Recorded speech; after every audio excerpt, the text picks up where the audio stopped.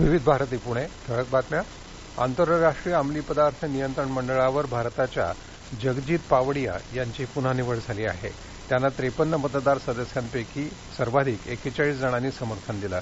या मंडळाचे 13 सदस्य सरकारी प्रतिनिधी म्हणून नव्हे तर वैयक्तिक पातळीवर सेवा देतात.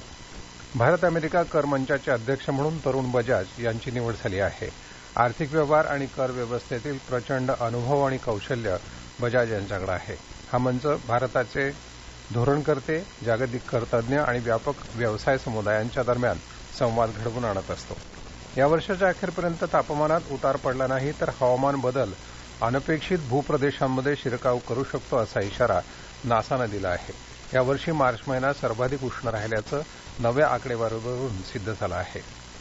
स्वित्झर्लंडनं हवामान संकटावर पुरेसे उपाय न केल्यामुळे मानवी हक्कांचं उल्लंघन झाल्याचा ऐतिहासिक निकाल युरोपीय मानवी हक्क न्यायालयानं काल दिला. स्वित्झर्लंडमधील 70च्या वयातील 2000हून अधिक महिलांनी यासंदर्भात खटला दाखल करून सरकारी अनास्थेपायी उष्णतेच्या लाटेमुळे आपल्याला मृत्यूची जोखीम असल्याचा दावा केला आहे. राष्ट्रीय हरित हायड्रोजन मोहिमेखाली संशोधन आणि विकास प्रस्ताव सादर करण्याची मुदत सरकारनं 27 एप्रिलपर्यंत वाढवली आहे.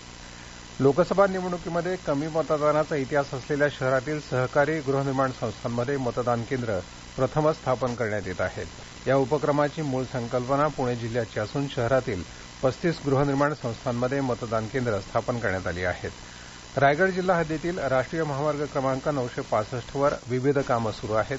त्यामुळे 8 एप्रिल ते 30 मेपर्यंत वरंध घाटातील रस्ता सर्व प्रकारच्या वाहनांसाठी बंद करण्याची अधिसूचना जिल्हाधिकारी किशन जावळे यांनी काढली आहे.